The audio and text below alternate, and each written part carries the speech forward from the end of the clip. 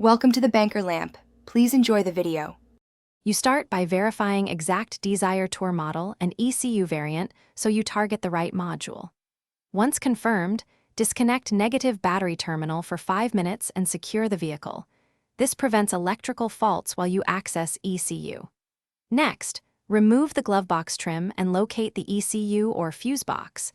Use trim tools to avoid panels damage. Make sure to note connector orientations and take photos.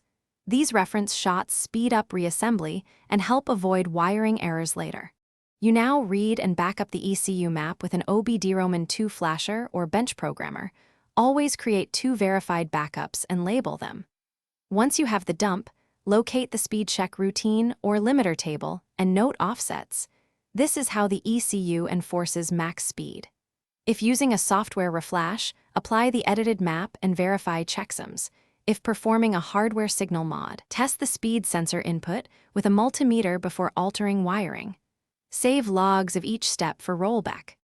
You finish by reconnecting the battery, reinstalling trims, then clearing fault codes and letting the ECU relearn idle and throttle maps for a few minutes. Take a controlled test drive in a safe, legal environment to confirm speed behavior and monitor engine parameters. Make sure ABS and traction systems function normally.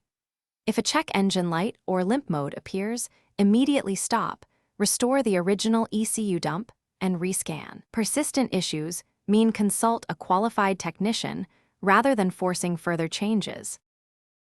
Thanks for watching. If this was helpful, leave a like and consider subscribing. See you next time.